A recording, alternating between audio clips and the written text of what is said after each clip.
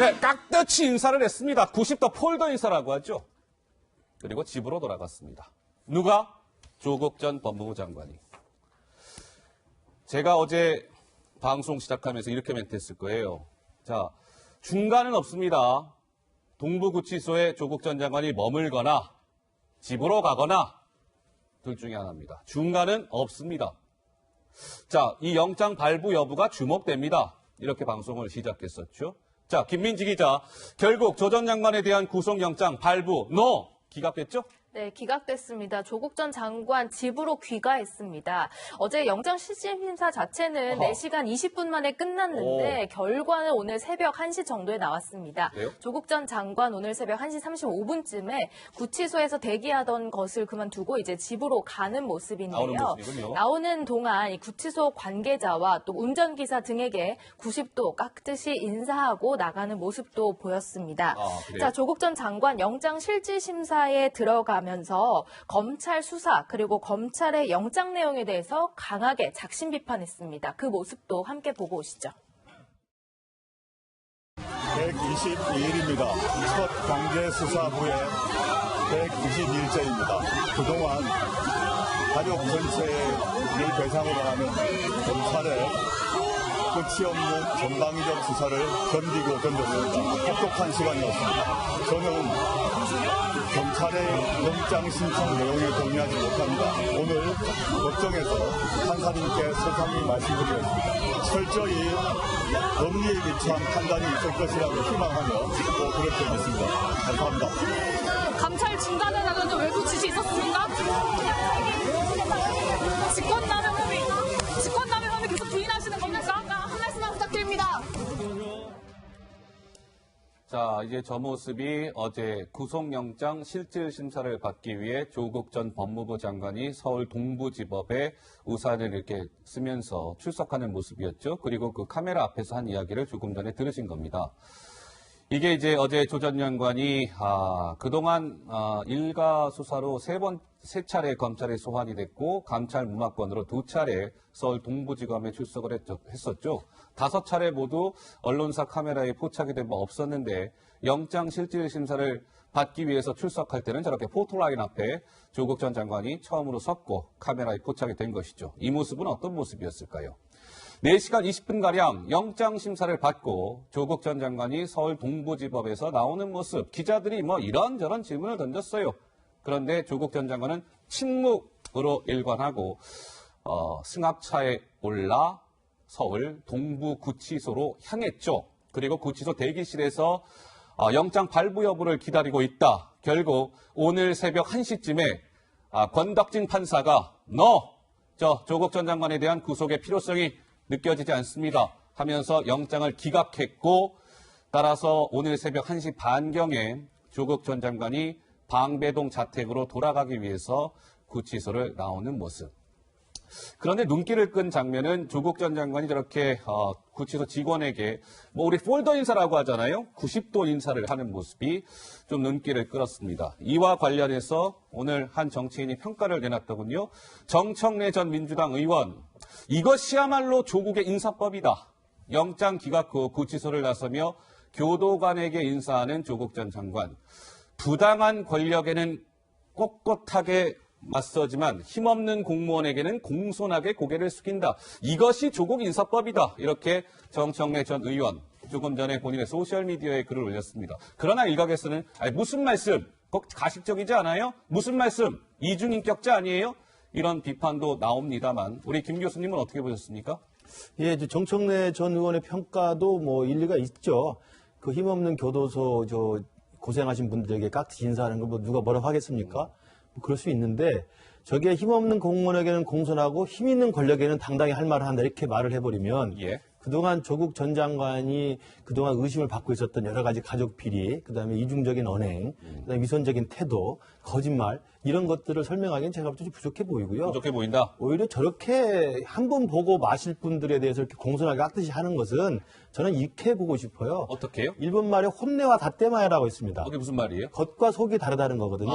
이게 이제 일본인의 특수한 문화 중에 하나가 혼내와 다떼마야가 다르기 때문에 일본과 외교를 할 때도 굉장히 그걸 신중하게 잘 봐야 된다는 건데 되게 혼내와 닷대마에라는 겉과 속을 닮아야 되는 건 뭐냐면 남들이 보고 있을 때 저게 카메라가 얼마나 보고 있었겠습니까? 수많은 기자가 카메라를 들이대고 있지요. 남들이 보는 상황에서는 굉장히 과도할 정도로 깍듯한 사람들이라는 게 있어요. 예. 혼내와 닷대마가 달라요. 그리고 뭐 일본 사람 전체를 제가 평가하는 건 아니지만 그런 평가들이 있다는 것이고 그래서 일본 분들은 복도에서 아파트 복도에서 자주 만나도 굉장히 깍듯하게 공손하게 합니다만 집으로 가서 차 한잔 하자고 잘 하지 않습니다. 이야.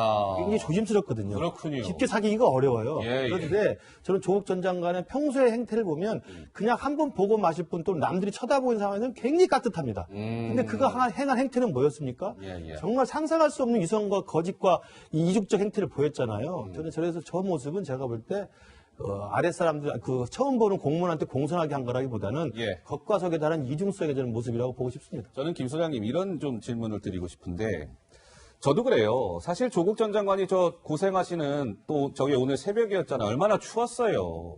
교도사 직원들에게 저는 조 전 장관이 저렇게 인사할 수 있다고 봅니다. 저 하나도 이상하지 않아요. 다만 어제 조 전 장관이 영장실질 심사를 받으며 들어가면서 카메라 앞에서 아까 얘기한 거 들으셨죠? 국민 여러분들께 송구합니다. 죄송하게 됐습니다. 이런 말 단 한마디도 없었습니다.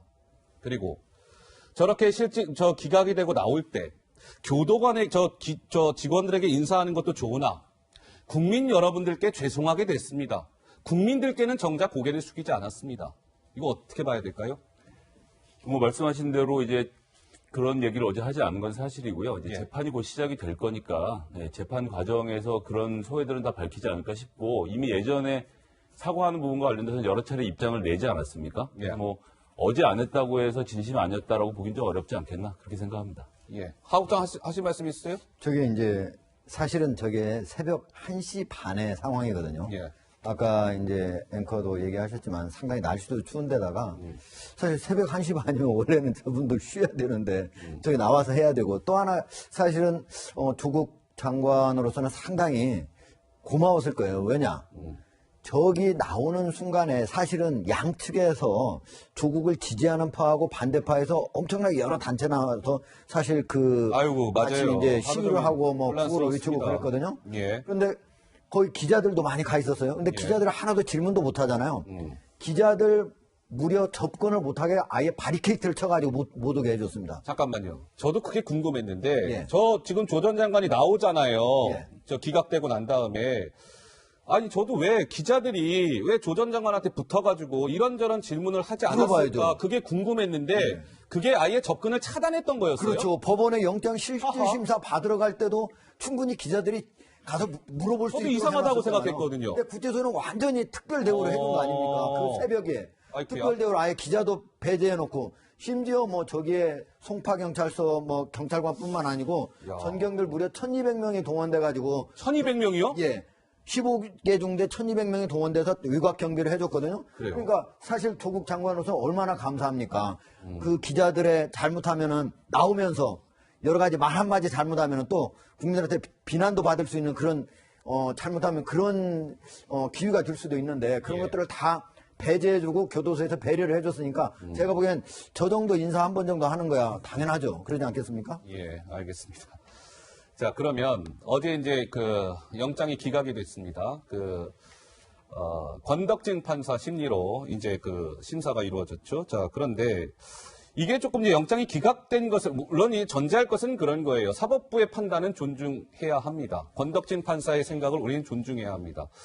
그럼에도 불구하고 약간의 이런 의문점이 좀 남는다. 이런 부분을 저희가 하나하나 좀 짚어볼 테니까요. 한번 좀 주목해 주시고요. 자, 김민지 기자.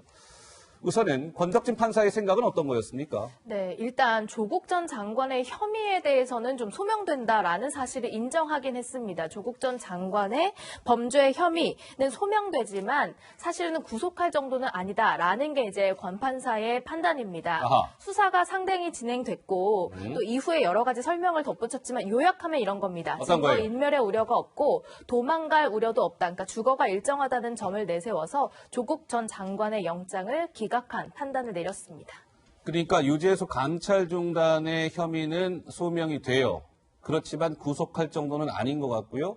증거인멸할 우려도 없고 도망의 우려도 없어요. 따라서 조국의 영장은 기각합니다라는 게 이제 권덕진 판사의 판단이었는데 우선은 저 자택으로 귀가했고 가장 이제 기각이 된 사유 중에 가장 어떻게 보면 핵심이라고 할 수 있는 게 저건데 혹시 저거 부분과 관련해서 하실 말씀 있으신 분 있어요? 그러니까 대개 이제 우리가 형사법상으로 알고 있는 걸로 이제 영장을 청구하는데 영장을 발부하는 건 크게 세 가지잖아요. 예. 범죄 혐의가 소명이 돼야 되고, 그다음에 증거인멸의 우려가 있고, 그다음에 도주의 우려가 있는데 그 세 가지 점에서 그 판사가 정확히 좀 봤다고 봅니다. 아하. 도주의 우려는 없죠. 도주를 할 수 있겠습니까? 카메라 이렇게 따라다니는데 카메라 도주, 보니까 그렇죠. 인사도 이렇게 깍듯이 하는 분인데 그러니까 도주는 못합니다. 아하. 그다음에 증거인멸, 사실은 가족 비리와 관련돼 가지고 지금도 수많은 증거인멸에 대한 교사 혐의를 받고 있기 때문에 가족 비리 혐의에 대해서는 증거인멸 우려가 굉장히 많죠. 예. 근데 이 청와대 감찰 부막건에 대해서는 이미 관련 당사자들이 많은 진술을 했고 예. 특히 핵심 인물인 유재수 이제 구속돼서 지금 소환돼서 계속 조사를 받고 있기 때문에 증거인멸을 할 수 있는 상황이 별로 없어요. 예. 여기 일부 보도에 의하면 박경철 비서관하고 통화한 정도가 있다고 하는데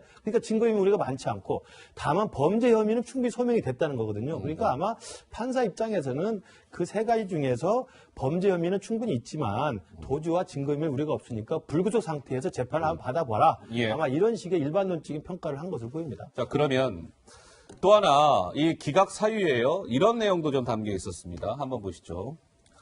법치주의를 후퇴시켰다면서도 라는 게 제목이고 어제 이제 기각 사유에 이런 문장이 있어요.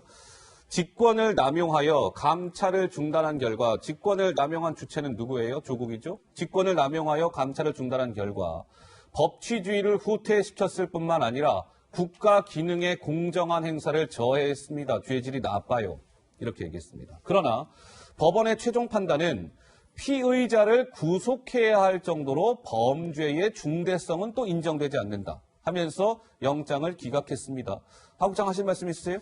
저게 이제 그 일반적으로 영장을 기각하거나 발부할 때 쓰는 말하고 좀 차이가 있거든요. 아하. 우리 김근식 박사가 이제 설명한 대로 세 가지예요. 그 세 가지가 이제 형사소송법의 70조에 들어있는 그 구속의 사안이거든요. 예, 예. 그런데 지금 한번 우리가 보면은 예. 두 가지 측면에서 매우 이례적인 게 있어요. 매우 이례적이다. 예. 뭐냐면 범죄 혐의가 소명이 되잖아요. 그러면 그게 이제 영장 발부의 사유예요. 범죄 혐의가 소명된다는 소명이 것은 되면은, 이코로 영장 발부다. 예, 발부의 사유인데 반드시 이제 소명된다 해서 바로 발부되는 건 아니지만 다른 거하고 합쳐지면 예, 그런데 어떻게 되면 범죄 혐의가 소명되고 또 보면은 범행의 경위와 범죄 사이를 부인하고 있어요. 이렇게 두 가지 부인하고 있으면 어떻게 판사가 생각해요? 아, 이 사람 앞으로 증거인멸할 가능성이 있다. 그런 우려가 높다. 범죄 혐의를 자기가 부인하고 있으니까 만약 증거 있으면 없애야죠. 그러지 않겠습니까? 그런데도 이미 수사가 많이 진행된 시점, 이런 사정에 비춰보면 현 시점에서는 증거를 인멸할 염려가 있는 때에 해당하는 구속사유에 있다고 보기는 어렵다. 아주 좀 어렵게 했지만 한마디로 하면 증거 인멸할 우려가 없다는 건데 그러면 어떻게 되냐면 수사를 많이 해서 증거가 많으면 이제 더 이상 인멸할 증거가 없기 때문에 너 증거 인멸할 우려가 없어서 구속 안 해주겠다 이런 얘기나 마찬가지거든요. 그러면 수사가 잘 안 되면 어떻게 하겠어요? 증거가 부족해서 그러면 구속을 안 해주겠다. 이 왔다 갔다 검찰이 어느 쪽에 장단을 맞춰서 수사를 해야 될지 잘 보는 거예요. 수사를 열심히 하면은 증거인멸할 우려가 없는 거고, 더 이상 인멸할 증거가 없으니까 또 수사를 제대로 못하면 소명도 안 되고, 또 그 다음에 그 제대로 범죄가 입증이 안 됐으니까 또 구속을 못 한다고 하는 거고. 그러니까 얼마나 이게 앞뒤가 안 맞는 얘기다. 그리고 안 맞는다. 또 한번 봐요. 네. 두 번째 부분은 이제 도망의 염려가 없는 부분인데 피의자가 직권을 남용해서 감찰을 중단해가지고 우리나라의 근간인 법치주의를 크게 후퇴시켰어요. 네. 그 인정합니다, 판사가. 아까 국가기능의 나오잖아요. 공정한 네. 행사를 저해한 사정이 있어요. 이걸 다 인정했어요. 지금 이거 나오는 것처럼. 자, 이러면은 원래 대개 이게 구속사유거든. 그런데 무려 7가지나 됩니다. 자기가 이거를 만약에 이거를 도주의 우려가 없다는 걸. 그 중에 참 특이한 게 뭐냐면 특이한 것은 배우자가 다른 사건으로 구속되어 재판을 받고 있다. 배우자가요 부부를 동시에 구속하지 않는 경우는 같은 사건이고 또 하나 규정이 또 있어요. 미성년자의 자녀가 있어요. 잠시 후에 저희가 그것도 짚어볼 거니까요. 근데 거기에 둘 다 해당이 안 돼요. 근데 그걸 갖다 붙였다는 거하고 그다음에 또 하나는 뭐냐면 피의자가 개인적인 이익을 도모하기 위하여 이 사건 범행을 저지르지 않아요.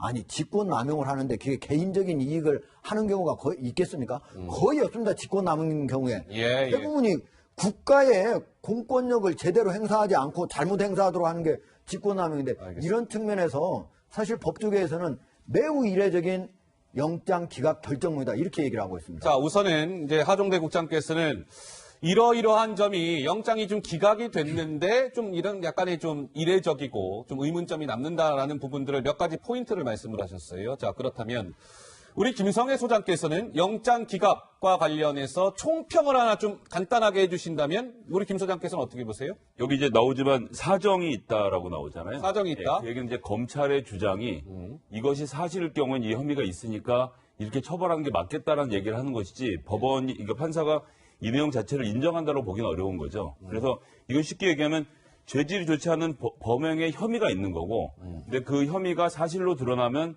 그런 경우엔 처벌할 수 있는 상황이라고 보는 거기 때문에 그 지금 판사가 한 말은 검사의 주장을 인용한 것이지 판사의 생각을 말했다라고 보기는 저는 어렵다고 보고요. 예. 그래서 뭐 계속 말씀드리지만 재판에 가서 따져보면 되는 문제라고 봅니다. 이게 전 아주 정상적으로 잘 돌아가고 있다고 생각을 합니다. 예. 근데 이제 하나만 이제 말씀드리면 저 재판부의 결정을 존중해야 됩니다. 존중해야죠. 해야 되는데 예. 과거의 전례와 비교해보면 형평성에는 문제는 분명히 있죠. 특히 이제 우병우 전 민정수석 같은 경우에 예. 그런 비슷한 일을 했을 뿐만 아니라 이건 감찰을 해야 되는데 감찰을 안 했다고 해서 그때는 구속이 됐었거든요. 그렇습니다. 그것보다 조금 중한 문제인 직권남용인데도 지금 구속이 안 됐기 때문에 적폐청산이라는 똑같은 잣대로 들이댄다고 한다면 저 재판부의 결정을 존중하면서도 조금 더 좀 형평성이 있으면 상실된 결정이 아닌가 이런 우려는 분명히 제기된다고 봅니다. 하나 좀 바로잡을 거는 우리 김성인 이제 소장님께서 이게 이제 판사의 얘기가 아니고 검사의 얘기다 이렇게 얘기했는데 영장 결정문의 내용은 판사의 얘기입니다. 판사의 주장이고 예. 검찰이 이렇게 주장한다가 아니고요.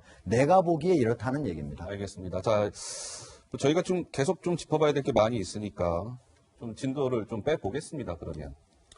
어제가 아니죠. 오늘 새벽 1시경에 영장이 기각되자 김민지 기자, 조국 전 장관 지지자들은 그냥 환호했습니까? 어떻습니까? 그렇습니다. 사실 영장 이 심사를 계속 판사가 고민하는 동안 법원 근처에서는 조국 전 장관의 지지자들이 한 곳 모여서 결과를 같이 기다리고 있었거든요.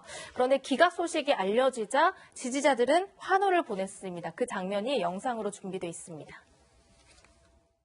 여러분, 우리가 이겼습니다. 우리가 이겼습니다. 윤석열, 윤석열, 윤석열.